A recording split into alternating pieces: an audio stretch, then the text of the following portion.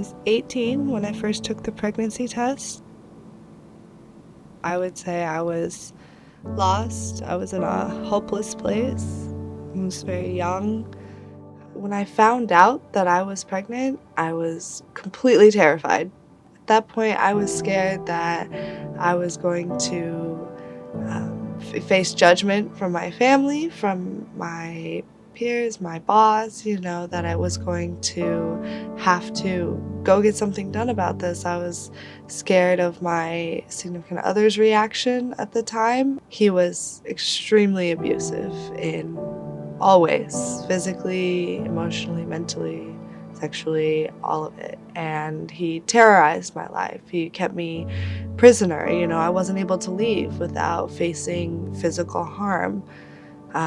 He kept track of all of my emotions, like he knew where I was all the time. He threatened me on a daily basis. Going home from work every day in and of itself was just an act of fear. So I lived already in a state of fear with this person. I immediately made an appointment at Planned Parenthood to get an abortion. Thought I could take care of it before I had to tell any of my family, my partner, anybody. I thought I could just go take care of it myself. And as they're doing the ultrasound, they stop and they look at me and they tell me, we can't do this. You're 20 weeks pregnant. And that was so shocking because I thought the most couple weeks to a month. I had been having my periods regularly and I was on birth control religiously. They did refer me to a doctor who could do a late-term abortion. And I thought that, well, I can't go home to tell my boyfriend about this, so I'm either going to have to do a late-term abortion or keep the kid. Those were, in my head, the only two options that I had. The first day after I tried to get the abortion, I went into work, and one of my close friends at work, Sherry, she came up to me and she said, God told me something big is happening. Something's wrong. Talk to me. What's wrong? What's happening? And I broke down in front of her and she was like, let's go get coffee. So she took me out and we went to a cafe close by and she sat me down.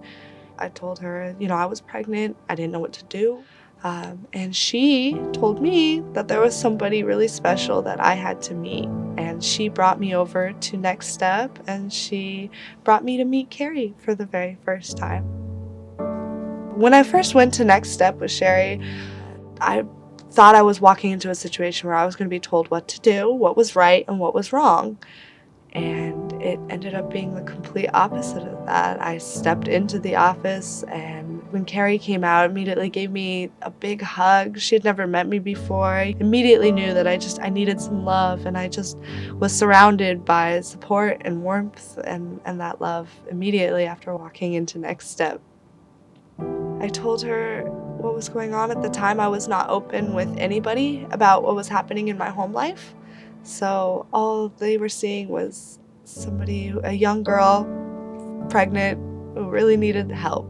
And Carrie immediately just made me feel supported. Like she went over all of my options with me. She didn't make me feel bad for wanting to get an abortion. She didn't make me feel bad for not wanting anything to do with not wanting anything to do with the pregnancy. That response made me feel like I could open up, like I could trust. Like it definitely built a foundation of trust between me and Carrie. It felt really amazing to connect with somebody. I didn't know at that time like how badly I needed someone to talk to until I found Carrie. So after my appointment at Next Step, and when I had the ultrasound, found out that I was having a boy, I, started feeling more connected to the child, started feeling more, there was something real happening, and for that reason, I decided that I couldn't bring him into the chaotic environment that was my home life. I couldn't risk this precious thing being put in danger in any way. But I also did not want to lose him. So for me, adoption sounded like a pretty good option at that point. I had my plan. I had gone through all of this, it's a couple weeks after I found out. I set up my first prenatal appointment. And the doctor gets me on the chair, takes one look and says, "Your water broke. We're taking you to the hospital." 5 days later, I went into labor at 9 a.m. on September 3rd, and I ended labor at 7 a.m. on September 4th, when my son was born. Immediately, he was whisked away. They put him in an incubator and they rushed him off to the NICU, the newborn ICU. I spent one more night there after I gave birth. I went and saw him every 5 minutes. I could just walk in there, put my hands through the holes of the incubator and just sit there, and he'd hold my finger. His hands were so tiny they wouldn't even wrap fully around my finger. I mean, he was about a pound, 6 ounces when he was born. He was so small, and he was hooked up to all these wires, but it was just so precious.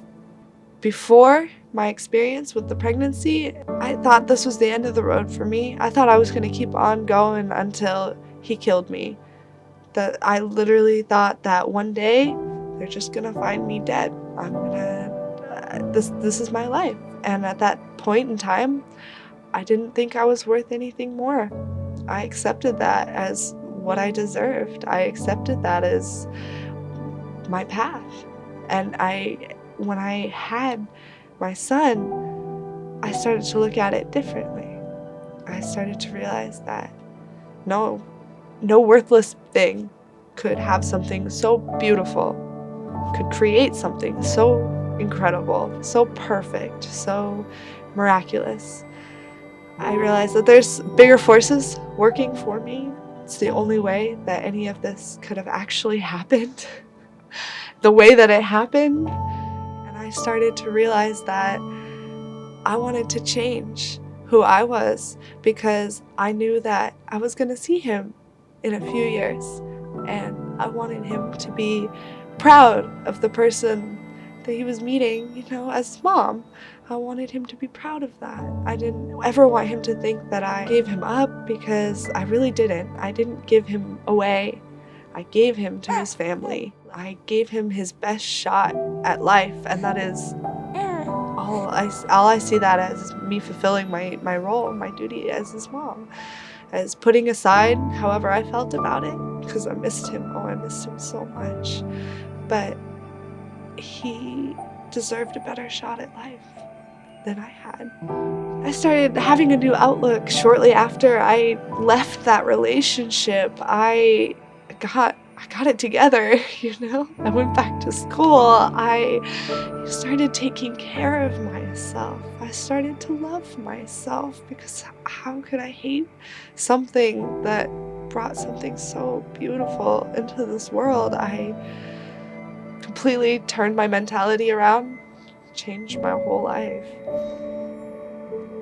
Honestly, all the sacrifice was worth it, knowing that he is loved, taken care of.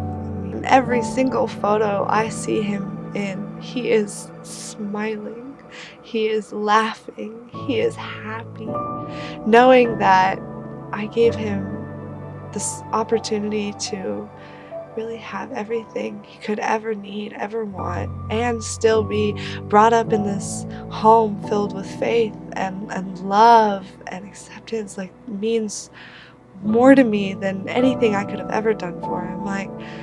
That is the ultimate goal as a mom. To describe myself today, I think that I would say I've come alive again. A lot of me was dead, and I'm alive again. And I am truly joyful and happy with where I am. I'm motivated, I'm strong, I'm healthy, I'm positive. I'm so full of hope for everything that is coming for my future.